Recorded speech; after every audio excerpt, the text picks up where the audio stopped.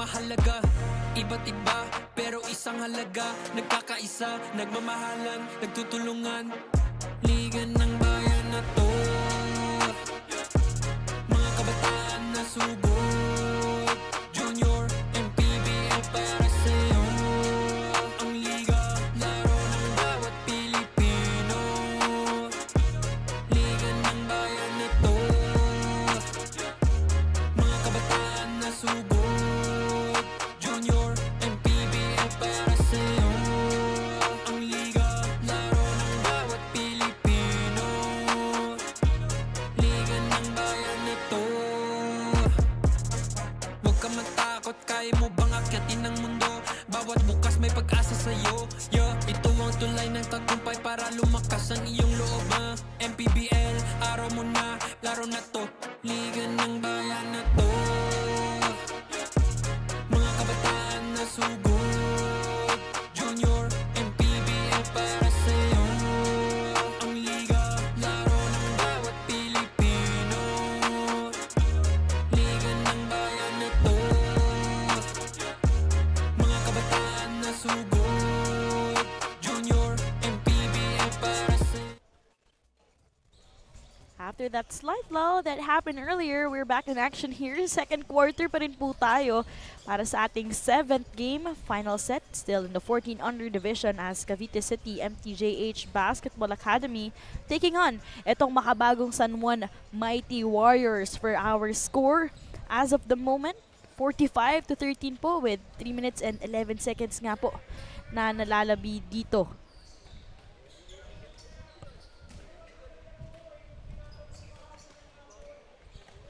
And earlier, kita natin medyo nagkaroon lang po tayo ng slight technical difficulties kasi malakas din po ang ulan kanina dito sa XAVIER School. Right now, balik po tayo dito sa ating second quarter. And so far, Coach Pao, what can you say about the consistency, that discipline, I must say, na pinapakita dito ng 14 under ng San Juan? Well, they look like a well-oiled machine right now. So they're getting a lot of layups. They can shoot decently from outside. And of course, the name I brought up in the pregame, Esomshi had a monster block earlier. So I'm pleased with his progress so far. Earlier, almost a substitution will be made on the side of Coach Ferdinand para sa makabagong San Juan. Pero parang nagkaroon tayo ng clarification, I must say.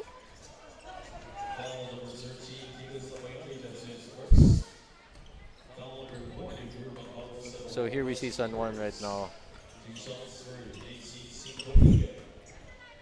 They're playing without their bigs right now. So let's see. And if I'm not mistaken, Coach, no, parang wala dito sa lineup. Itong si Coronel dito sa submitted na lineup so far sa 14 under nila. I think they're just gonna clarify that probably.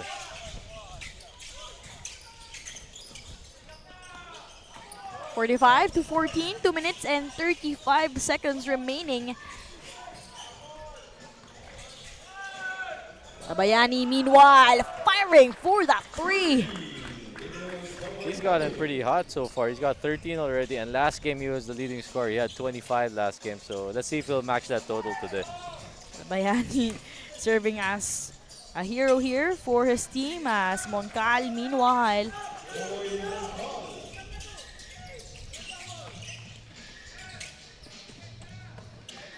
final 2 minutes dito sa ating second quarter, 48-16. Tagle initiating the offense here. I like the way this Labayani plays.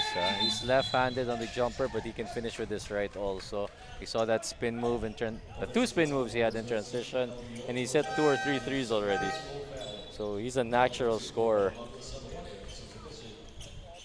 And I think manalamangan niya na yung usual average na 12 points per game because right now, he got 10.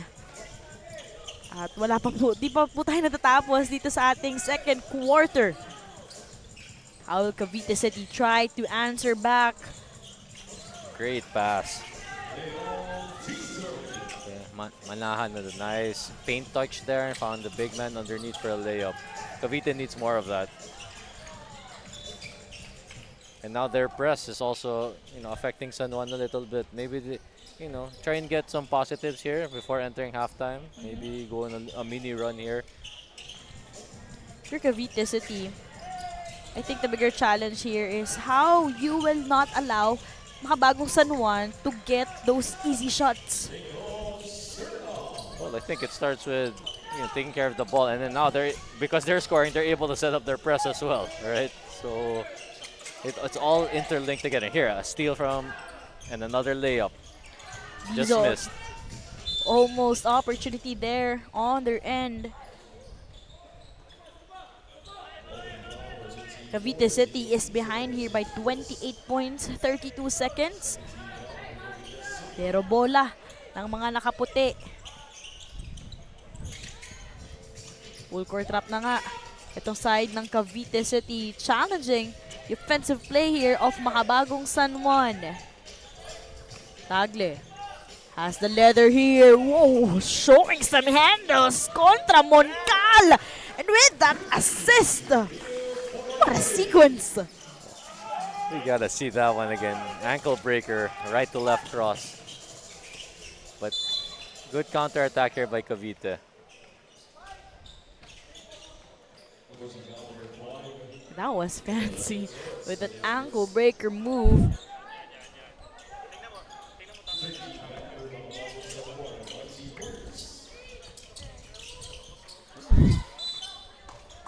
Whistle blown by our referee as another turnover committed here for the guys in green. Just like that, instantly 31-point lead on the side of Makabagong San Juan. Let's take a look at our Chef's Magic second quarter highlights. Ito nga, everyone really helping on the side of the white shirts. Tagle, kita natin also Labayani with 16 big points. Yun yung updated score niya dito. Pero usual average na 10 points. Let's see if we'll see more of him here later on dito sa ating final 20 minutes of the game. Pero halftime score po natin 51-20.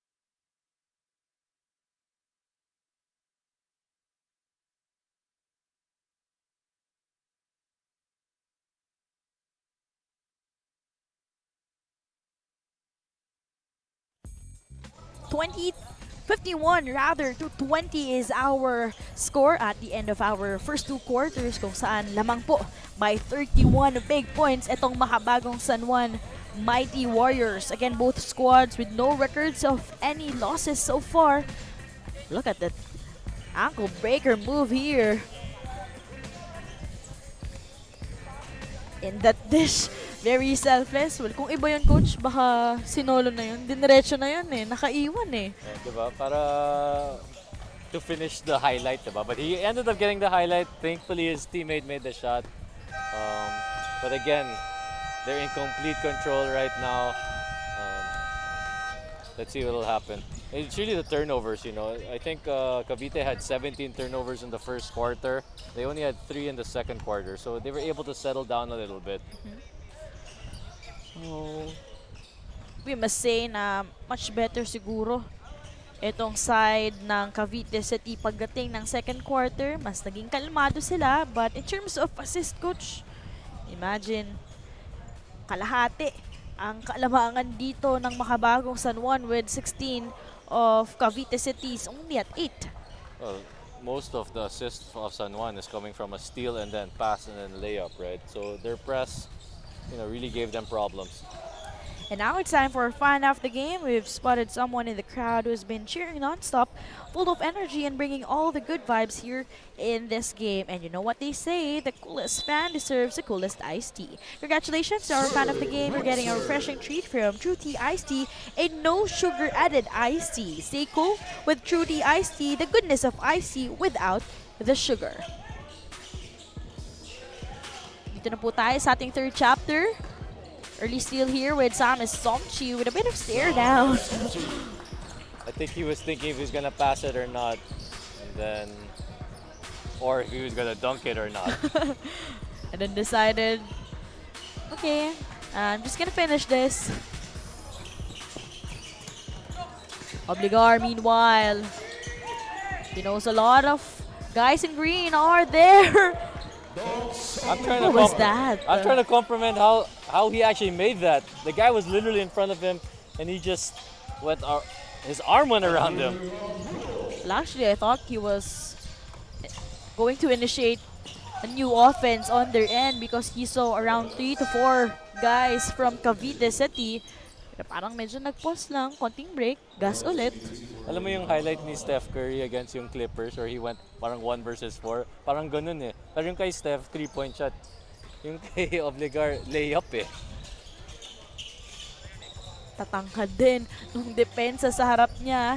8 minutes and 35 seconds remaining dito. You know, Cavite City's actually had some possessions where they're able to cross, make some nice passes, but they're just not able to convert on their press break. Samis Somchi being harassed here by 2 guys from Cavite City. Ball stays on the side of makabagong San Juan.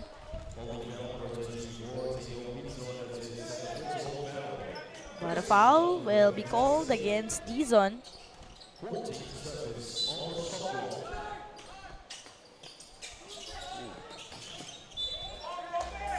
Bote should have made a better pass on that one. I assume she would have had a layup there. But that's where, you know, when you're young, you gotta pick up those skills, ball fakes, angles. There, much better pass on that one. Could have had a layup. Gandang tapik din earlier. Ang ginawa dito ni Kin Konyege, ang bulo. Nagmamadali, flying his way in. Although, that was too short. No conversion made here. Opportunity again for the guys in white. Salazar has the leather here. Great pass, some ball movement. Selfless play here for the guys in white, although that corner 3 was way too off. I think that was blocked. Good defense there by Cavite City. Much needed defense here just to give a hard time for makabagong San Juan Mighty Warriors to get those easy shots. Especially na final 20 minutes na nga lang dito ang nalalabi para sa larong ito.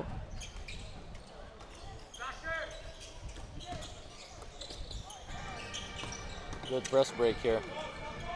Ang bulo meanwhile against Evangelista. Great stop and pop there. So, that height difference na si Evangelista habang na lang doon. Sometimes that's the shot that you need, right? Because sometimes it doesn't make sense for you to go all the way if there's a big man waiting for you there. If you have a pull-up jumper like that, go right ahead. Ang mga 90% coach, pwedeng mablock kasi kung i-diretso niya pa eh. Minsan kasi, sige, Evangelista, you're able to, get around him, and then may Isomchi pa waiting behind him. So, I mean, the luxury that this makabagong San Juan team, wala pa si Simple, di ba? Yeah. So, they're really a big team, especially in this age group. Obligar snatches the leather here all the way. Too short though. Almost losing control. I think there's a wet spot there. Obligar slipped thrice. Obido with that dish. Oh, another overshot there for Cavite City. 33, napasobra din ang bulo. Securing that one. Pero ang signal ng coaches dito is to really go for those runs dahil sila malaki-laki ang kailangan nilang habulin dito. 55-24. I think it's also because that's the way they want to play. They want to be fast. They're not the biggest team. They're smaller. So you should try and play a bit faster, right? I mean, that's their style of play. It's nice to see here. I saw him bringing down the ball and he just goes, almost lost it. But I remember also covering this game of Mahabatang San Juan Mighty Warriors against JT Bulacan Taipan. At parang first half coach medyo, parang iba rin yung pinapakita doon ng San Juan because of the energy being showcased there by Bulacan. In a way, mas na-challenge din sila as we see this fast break opportunity produced by Cavite City. Much needed bucket on their end. Nangalahati na po tayo dito sa ating third quarter. Timeout muna tayo.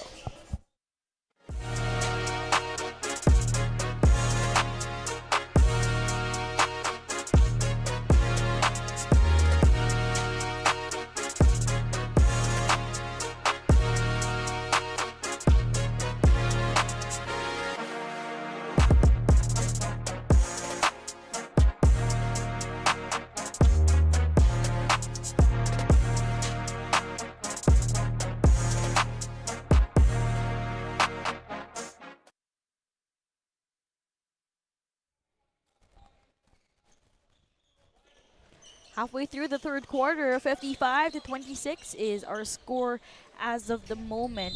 But prior to this timeout, we saw some conversions slowly being portrayed here on the side of Cavite City. Meanwhile, taking some breaks, I must say, was Sam Isomchi. What a cut there by Bote, pero nabasa dito ng Cavite City. Ball remains on their end. Back-to-back ball deflections, access denied, being made underneath. Despite that turnover, you're starting to see how Cavite can really, how their real style of play, right? They really want to be quick. It's just that, there's a big guy waiting for them. Sometimes they get intimidated and they end up traveling. They've had a lot of opportunities, they just haven't converted. I like that you mentioned about intimidation, I must say. Mukhang medyo may ganong factor siguro, coach, para dito sa side ng Cavite City since lahat nga sila bago dito with several players meanwhile of Makabagong San Juan. Hindi naman na yan bago dito sa ating tournament and also experiencing a lot of tournaments in the NCAA, other leagues. Kaya andun na exposure. Meanwhile, for Cavite City, andun pa lang sila step by step. Slowly, sila naman yung anak. And it's perfectly fine. I know it's kind of rough right now. You're down 29 points. But if you're Cavite, you need games like this. You need to play against good teams, right? So, and especially teams like this that I think San Juan will be a contender in this division for the for the 14 under age group in their division, they'll be a contender for sure. So for Cavite, you need this experience. You need to play against good players. These are some of the top players in their age group, right? So, growing up, kaya ko pala sumabay di ba? So, it's good for them.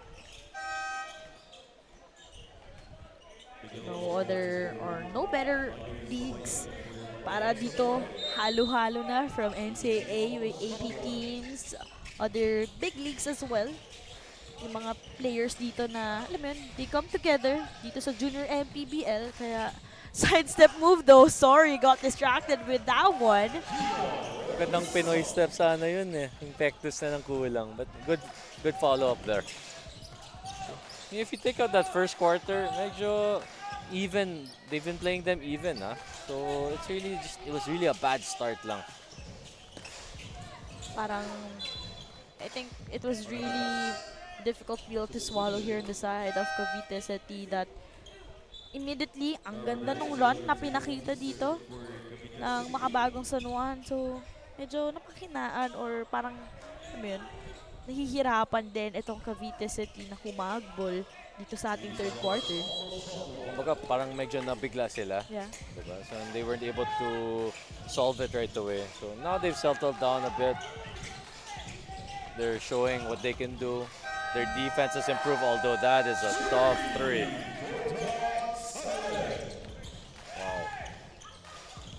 Big three That here. was far. Parang 4 points pa nga yun, coach. Although Cavite City answering immediately from that fast break, 2 minutes and 20 seconds na lamang po.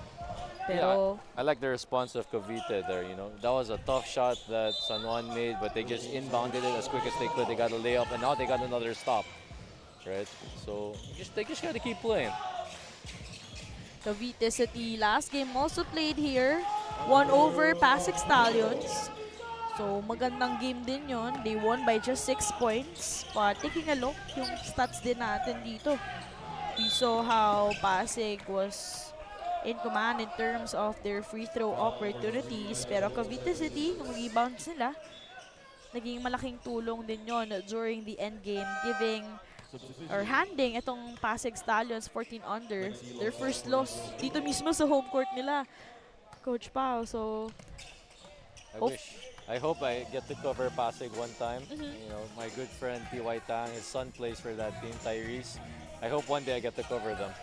Tyrese Tang, back-to-back, double-double performance yun, Coach Pao, during their first game despite that loss. Tapos ngayon, kanina, he was also our best player of the game. But right now, trying to cut down the lead itong Cavite City with 1 minute and 18 seconds remaining here in the third. You know what I like so far is they're going hard to the ring right now, even if Evangelista is there or Esomchi is there. So it's going to show they're getting more comfortable in the court. They're showing kaya ko to, I'll try it. Diba? You want to see that yung kumbaga matapang yung bata, diba? You want to see that in them, even if they're playing kumbaga giants. For sure, in that halftime huddle, they felt more alive. And iba yung gising na ginawa sa kanya ni Coach Elvin with the Somchi.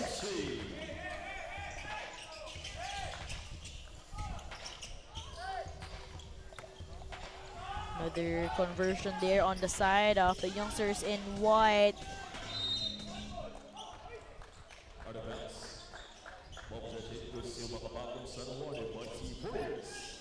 Ball goes on the side of Makabagong San Juan. Full court trap pa rin po itong side ng Cavite City. Sam Esomchi all the way!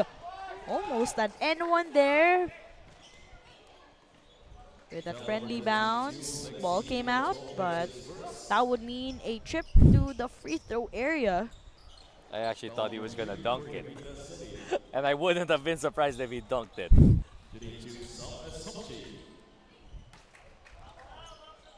Although first free throw will be a miss for Sam Esomchi.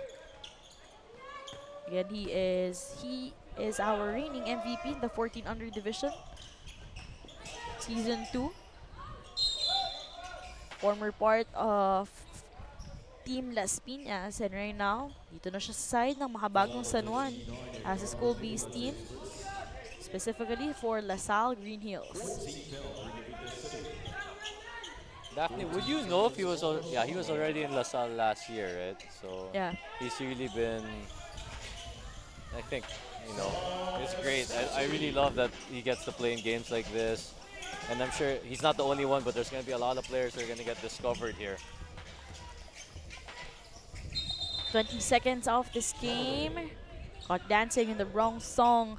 At ngayon, opportunity muli sa Cavite City.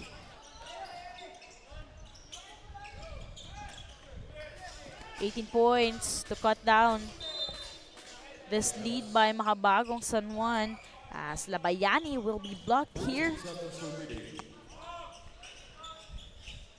14 seconds na nalalabi dito sa ating third quarter. Sam has it against Orbista. Matchup in terms of height. Labayani with some spin, utilizing that screen, well guarded, pero whistle blown by our referee. That would mean 3 shots for Labayani in the line. Yeah, that's unfortunate for Orbista there, because he actually got the ball first, I think, but his body collided with Labayani, so it's really a foul. But, you know, sometimes that happens. Labayani with 16 points so far on this game. And if I'm not mistaken, yung 16 points na to nanggaling just in the first half. It might have been all in the second, or most of it was in the Yeah. second. I think he's hit 3 threes, but he's missed a few free throws here now. Siguro coach yun yung next niya na iti-training kumbaga. Yeah. Narinig tayo, coach. Yeah, made it in that one. Taking the third attempt. Final 2 seconds. Gotta be aware of the game clock. How will Cavite City try to finish strong here?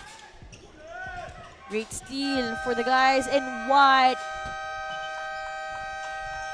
And Tagle almost wrapping things up here on the side of Mahabagong San Juan. But regardless, they are on top here at the end of our third quarter, 63-34. Now let's take a look at our Chef's Magic third quarter highlights. Sabi mga Coach Pao, better execution ang nakita natin on the side of Cavite City. Those transition plays, espiritu, a lot of players tried to help out, not just itong si Lontok. Mas naging kalat yung puntos nila, but still not enough with this massive lead at the end of our third chapter, 63-34.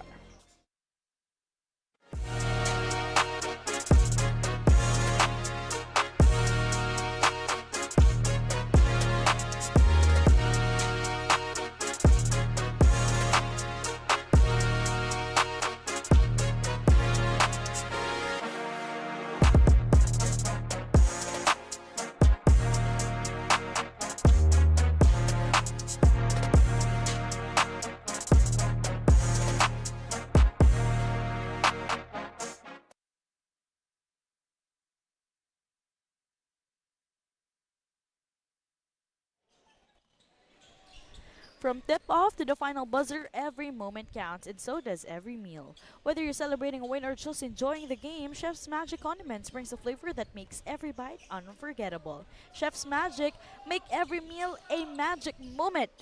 Final 10 minutes of this ball game. At 63-34 nga po ang ating magiging score. Third quarter, a bit more calm, a bit more organized, I must say, on the side of these youngsters wearing green in comparison to how they performed in the first 20 minutes of this ball game.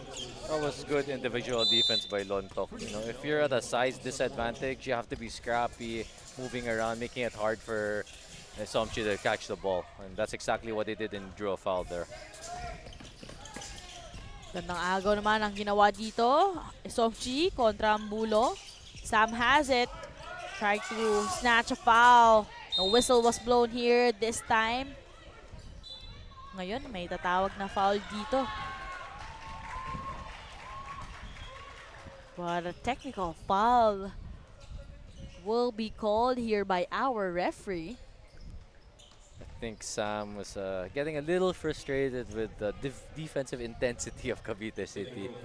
You know, if you're Sam, you have to be, more mature about it. You're an important player on this team. Can't be picking up technicals and silly fouls. So it's a learning. You should use this as a learning experience for him. Yeah.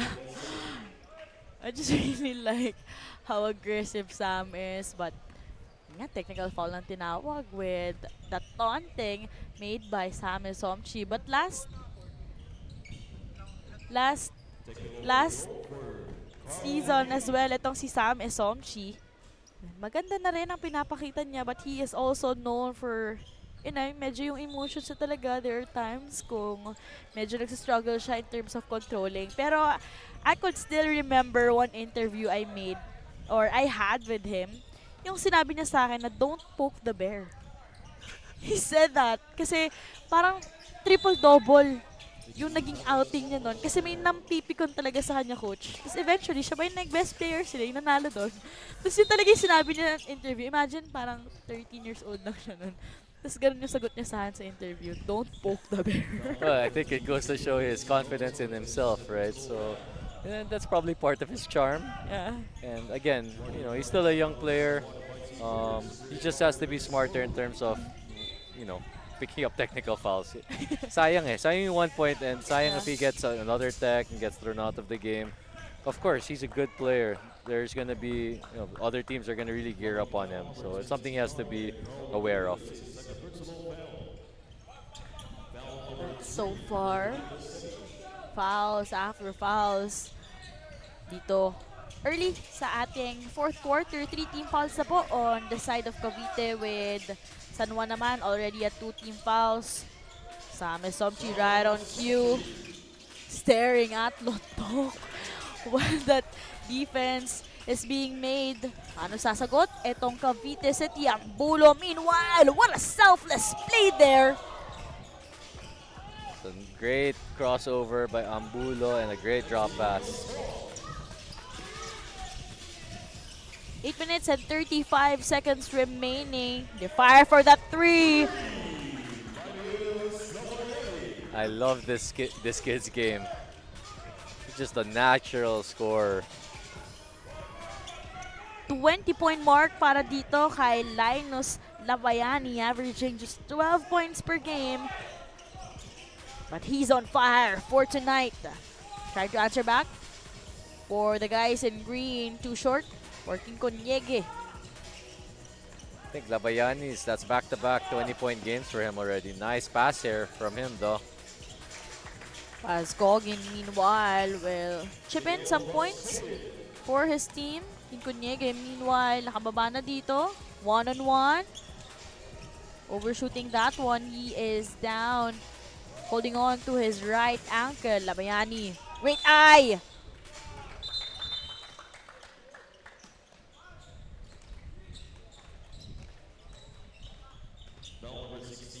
That's 2 good passes by Labayani, after hitting the three ball. He just has a very nice understanding of what to do and good feel for the game.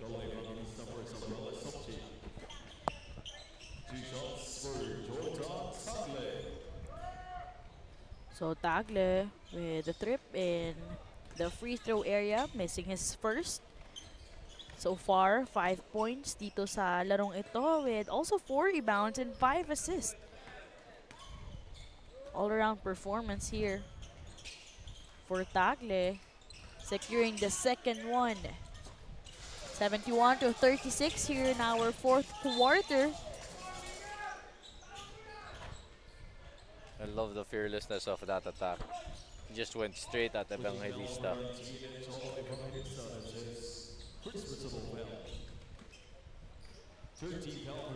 Ambulo, meanwhile, 8 points. Trying to help out itong si Lontok. Usual average din naman ito ni Andrew Ambulo, with 3 rebounds, 2 assists, missing the first attempt. He's quite athletic, That was a burst of speed, and he jumped pretty high on that one. So, and the kids nowadays, they're just so athletic. Kita mo na agad, coach, yung vertical niya doon. Evangelista being guarded here. Great steal on the side of Cavite City. Ambulo has the leather. Earlier, siya yung walang takot. A bit of that set Step back rather. Opportunity again. Second time. Bulo doing his all para mapaliit itong kalamangan na meron itong makabagong San Juan. 71-40. Obligar with that left layup finish. He's got that burst of speed. Pang biglaan lang, diba? That quick step. Great fake here. Meanwhile, sa side ng Cavite City, courtesy of Orbista.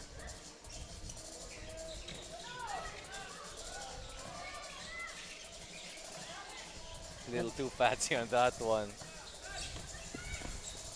Leslie Redwell as ito naman. Taking things easy and basic is Linus Labayani. That's back-to-back 20-point games for this young kid. Off the bench.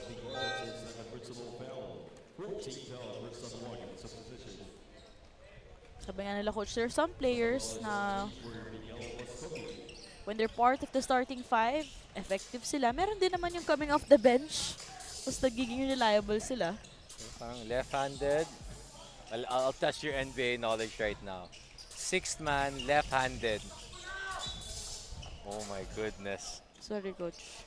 Pass. Manu Ginobili. Ah, Diba? okay. Kasi, Scorer, lefty, off the bench. A little bit Labayani, a little bit like that, diba? mukhang yun ang magiging trademark or tawag natin for Labayani here. No more press for San Juan. Now they're going to be playing half-court zone defense here. 5 minutes and 30 seconds.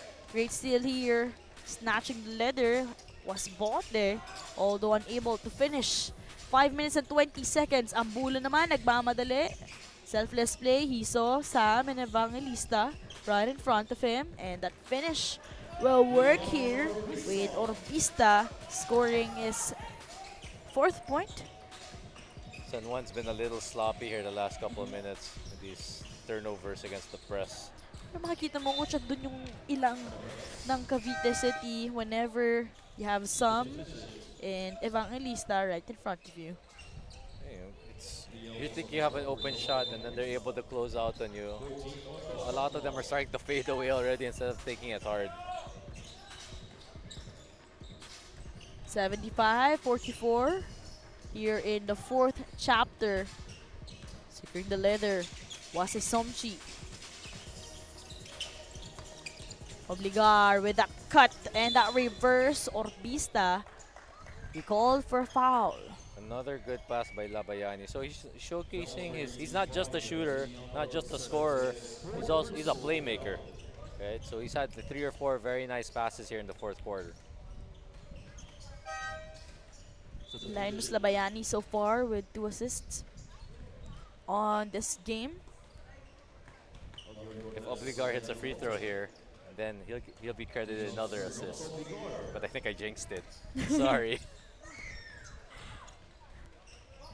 So they started doing that na eh. If you make a pass and it leads to free throws, if you make a free throw, you'll be credited, your teammate will be credited for an assist. Which I think is fair, right? The guy helped you out, he assisted you. So far, Labayani with 22 points, Somchi with 18, Obligado with 12. Salazar, meanwhile, nagpapakilala muli dito sa ating 4th quarter. They were able to secure the offensive rebounds. 8 seconds to shoot. Salazar has it with a bit of fake. Shot clock winding down. Defensive rebound nakuha pero naagaw muli ni Sam. No whistle was blown here. 20-point mark here for Sam Esomchi. He's closing in on a double-double also. Needs one more rebound.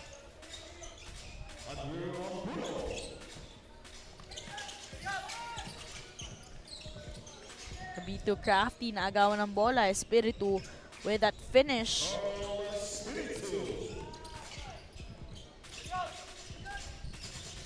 Somchi has it.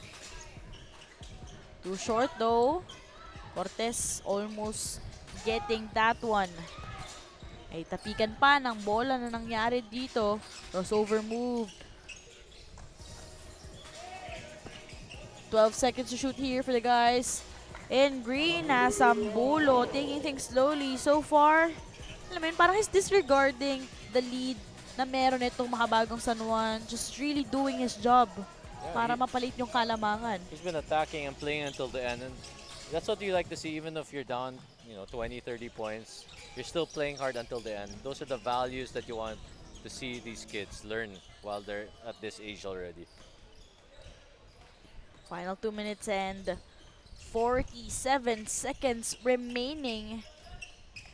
Again, earlier, that strong run established by makabagong San Juan really helped a lot pagdating ng second quarter, and even here up to the fourth chapter, really giving threat kontra Cavite City.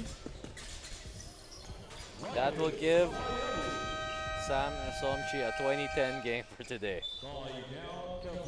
Double output here for Sam. It is Somchi. Meanwhile, career high, I must say, for Lionel Sabayani for this game with 24 points already. 2 minutes and 23 seconds remaining. 79 to 50. Timeout muna tayo.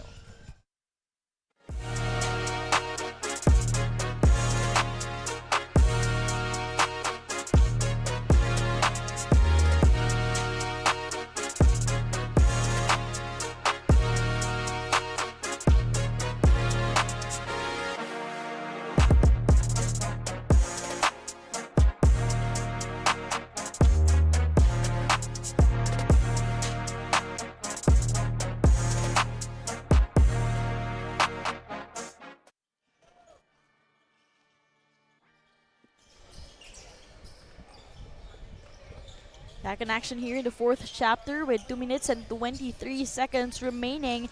Sam Somchi with already a double output, 20 points, 10 rebounds, also 4 assists, 4 steals, 2 blocks. What a performance, parang last season lang.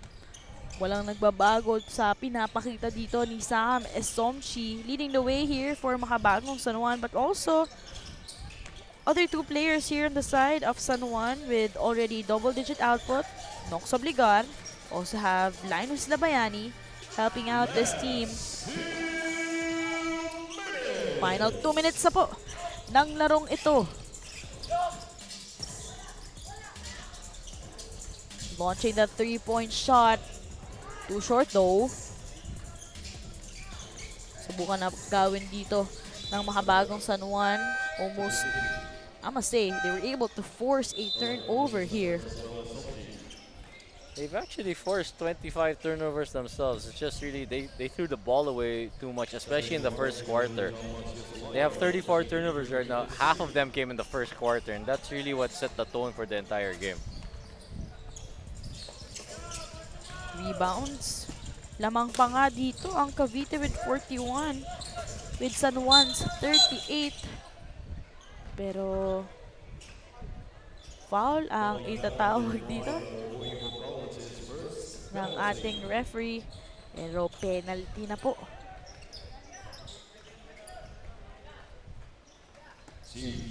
Daphne, you brought up the rebounding, right? I think it goes to show na itong Cavite, obviously they're undersized against against the San Juan team, but lumalaban sila eh. Diba? Scrappy sila, and that's the way they have to play, right? Going forward, hopefully they learn the lessons from this game. They're still in a great position, right? They only have, after this game they'll be at 1 loss, but they should be able to get good playoff seeding. Really love the hustle on the side of Cavite City. Despite being the shorter team, sila pang lamang in terms of the rebounding department. 1 minute and 12 seconds remaining. Gandang basa ang ginawa dito ni Evangelista. Launching the 3, way too short. Lopez securing the offensive rebound opportunity for their team. Some hesitations.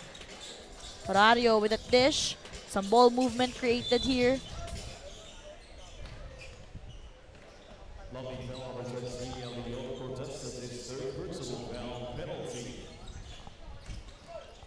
Both teams already at penalty situation with 54 seconds remaining. As we see, etong si Rivera being entrusted here by Coach Elvin Harabe. So that's King Chris Paul. I wonder who I his wonder. dad's favorite player is. I don't think it's Chris Paul. Nah, not at all. King Chris Paul. And totoo ba to? Walang space? No? Parang diretso lang siya, coach. That's his name. King Chris Paul Rivera. Final 43 seconds of this ball game. They try to feed etong si Evangelista. He wasn't only double teamed, he wasn't only triple teamed, he was quadruple teamed on that touch in the paint. And for good reason, he had deep position and he's a big boy. You really see him. Sobrang tangkad against Cavite City. Nangingibabaw siya dito. Yeah, but if you're, San Juan and LaSalle Green Hills, it's great that you have multiple big guys so that, okay, ikaw naman muna yung center. Then another player can develop his swing or forward skills. They're not pigeonholing the players, ikaw center ka lang. They're playing them all together. Right? So it's nice to see that.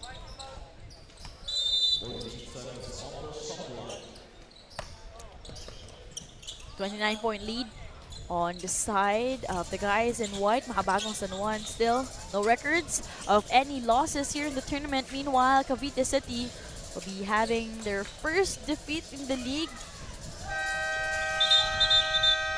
Shot clock winded down here on the side of Makabagong San Juan. Still a 29-point game.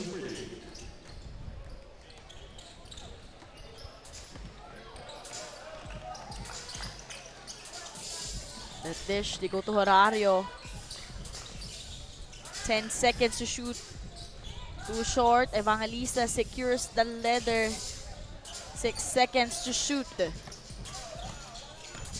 Huge congratulations again as Makabagong San Juan taking over this game by a 31-point win on their end. Just really admire the sportsmanship of both of these coaches immediately. Going for those high fives, acknowledging wins and defeats. Regardless, Cavite City only having one loss so far dito sa ating tournament. But at the end of our ball game, this is the North Division showdown in the 14 under, 82-51. Makabagong San Juan grabbing another win. They are in a winning streak so far dito sa ating tournament, 82-51.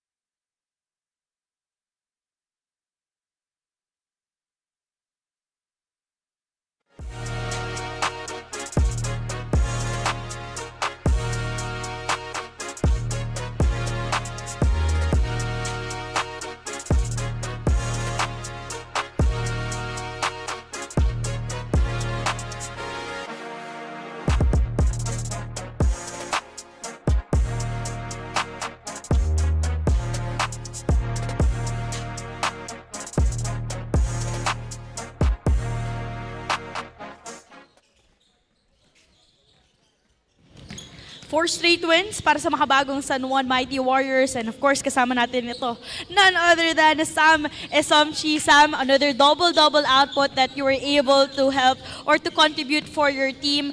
Pero last year, I could vividly remember you were sharing don't poke the bear. But earlier you had a technical foul. Pero how did this, sort of wake you up to make sure na babalik ka sa larong ito to help your team out in securing win number 4?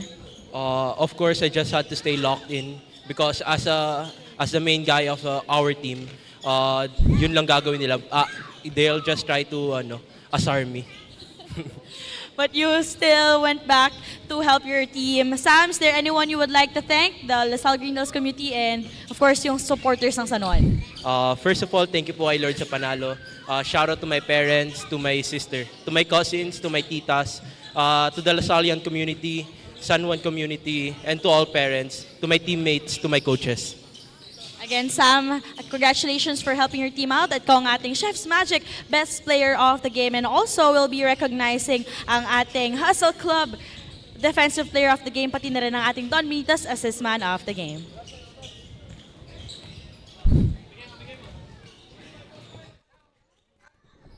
Nigel Bote with an impressive performance we saw earlier, helping hindi nga lang itong si Samuel Somchi, pero meron ka pang 8 rebounds, 4 assists. Siya ang ating The Hustle Club Defensive Player of the Game. Meanwhile, meron pa rin tayo ang selfless player still coming from Makabagong San Juan. That's gonna be Jordan Taglia with 5 assists on this ball game. All around, hindi lang si Sambe Somchi, kahit sino pwedeng asahan dito. Ni Coach Ferdinand for Makabagong San Juan. Mighty Warriors, 4 straight wins for this team, still undefeated in the 14 under division. Coming up next is the 16 under showdown. Huwag po kayong aalis, magbabalik pa po ang 3rd season ng Manny Pacquiao's Junior MPBL. Liga ng bayan na to, mga kabataan na sugod, Junior MPBL para sa'yo. Ang liga ng bawat batang Pilipino, liga ng bayan na to. Klaro na to, huwag kang sumuko sa gustong gawin. Isang pangarap, isang tagumpay, yeah. Gabay at pag-asa ng bayan, landas pagbabago, pag-asa, ikaw ang mahalaga. Iba't iba, pero isang halaga. Nagkakaisa, nagmamahalan, nagtutulungan. Liga ng bayan.